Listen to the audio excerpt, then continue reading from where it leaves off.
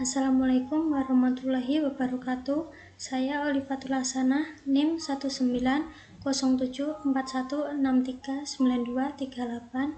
dari Prodi S1 Pendidikan IPS yang sedang menempuh mata kuliah Sejarah dan Kebudayaan Indonesia yang diampu oleh Bapak Bayu Kurniawan, SPD, MPD. Pada kesempatan kali ini, saya akan menjelaskan mengenai kebudayaan Indonesia pada masa prasejarah, tepatnya pada zaman logam. Zaman logam adalah zaman setelah zaman batu termuda atau Neolitikum. Setelah adanya zaman logam, tidak berakhir begitu saja zaman batu. Pada zaman logam, peralatan dari zaman batu masih ditemukan. Mengapa dinamakan zaman logam? Karena ingin menunjukkan bahwa pada saat itu logam sudah dikenal dan digunakan orang sebagai bahan untuk membuat alat-alat yang dibutuhkan. Sebelum digunakan, logam harus dilebur terlebih dahulu dari bijinya, kemudian dicetak. Teknik pembuatan benda dari logam disebut ejire perdu. Cara atau langkah dari ejire perdu adalah benda yang ingin dibuat harus dibuat replikanya dari lilin. Lalu model lilin itu ditutup dengan tanah. Setelah itu dipanaskan sehingga lilin yang ada di dalam tanah tersebut mencair dan keluar melalui lubang yang sudah disediakan di dalam selubung itu. Apabila cairan lilin itu sudah habis, maka lubang yang menjadi jalan keluar dari lilin itu ditutup. Kemudian cairan logam dituangkan ke dalam geronggang tempat lilin tadi. Logam ini akan menggantikan bentuk dari lilin yang sudah mencair tadi. Setelah mendingin, selubung dari tanah dipecah dan jadilah benda yang diinginkan atau dikehendaki. Kepandaian menempa timbul setelahnya karena menempa hanya mengubah bentuk yang sudah ada saja. Zaman logam dibagi menjadi 3. Yang pertama adalah zaman tembaga, yang kedua adalah zaman perunggu, dan yang ketiga adalah zaman besi. Di Asia Tenggara tidak mengenal zaman tembaga, jadi bisa dikatakan bahwa kebudayaan logam atau zaman logam tidak berasal dari Asia Tenggara. Di Indonesia menerima kebudayaan logamnya dari Asia, bahkan kebudayaan perunggu datang bersamaan dengan kebudayaan besi. Jadi, zaman logam di Indonesia itu sulit dibagi-bagi, kecuali jika pembagiannya itu hanya didasarkan pada alat-alatnya saja.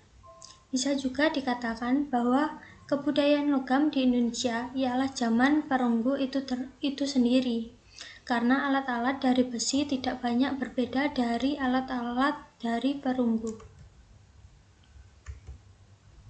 Hasil kebudayaan logam di negeri kita, yaitu ada kapak corong dan ada juga nekara. Di Eropa, ada kebudayaan yang menghasilkan kapak-kapak tembaga yang bentuknya mirip seperti kapak batu. Dan pada zaman perunggu, bentuk kapak logam itu sudah tidak seperti kapak batu karena sudah mengalami perkembangan dan perubahan. Kapak corong atau kapak sepatu dinamakan kapak corong karena bentuknya yang corong, dan dinamakan kapak sepatu karena pada bagian atas kapak ini berbentuk corong yang sembirnya belah. Sedangkan ke dalam corong itulah dimasukkan tangkai kayunya yang menyiku kepada bidang kapak. Hal ini yang dianggap seperti sepatu dan tangkainya diibaratkan seperti kaki orang. Kapak corong ini ditemukan di Sumatera Selatan, Jawa, Bali, Sulawesi Tengah, dan selatan Pulau Selayar dan Irian dekat Danau Sentani. Kapak corong ini memiliki beberapa jenis. Ada yang kecil dan bersahaja, ada yang besar memakai hiasan, ada yang pendek lebar, ada yang bulat, dan ada yang panjang di satu sisinya yang disebut cendrasa. Tidak semua kapak corong ini digunakan sebagai kapak, dan yang sangat indah dan juga candrasa terang tak dapat dipergunakan sebagai perkakas dan hanya dipakai sebagai alat upacara saja.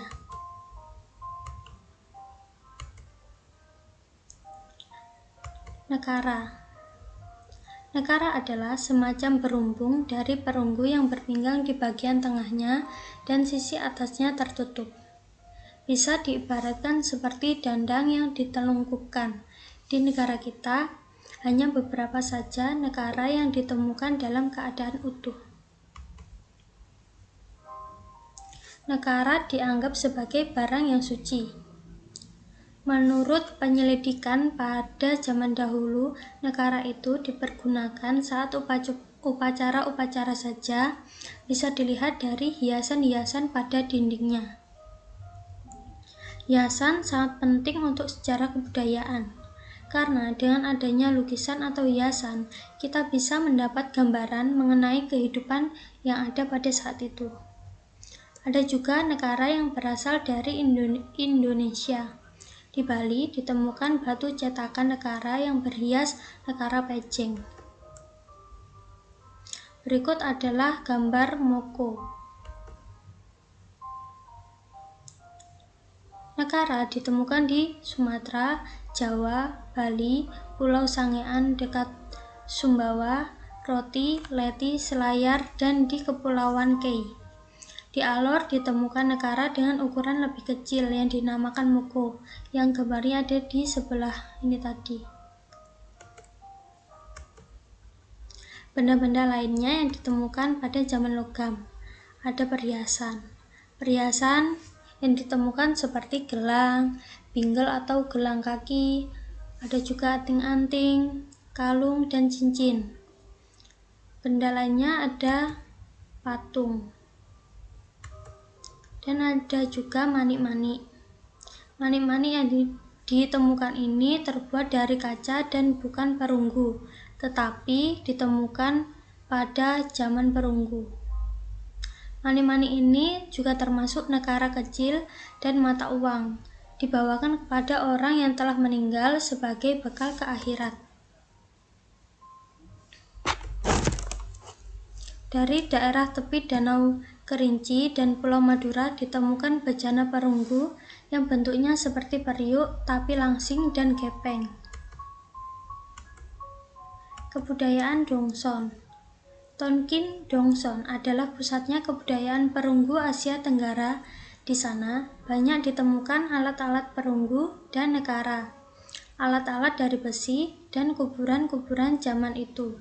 Gelombang kebudayaan logam negeri kita datangnya melalui jalan barat lewat Malaysia Barat.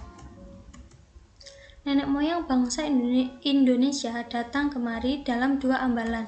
Yang pertama dalam zaman Neolitikum sejak kurang lebih 2000 tahun sebelum Masehi. Yang kedua dalam zaman perunggu sejak kurang lebih 500 tahun sebelum Masehi. Sekian presentasi dari saya. Apabila ada salah kata atau perbuatan, saya minta maaf. Terima kasih. Wassalamualaikum warahmatullahi wabarakatuh.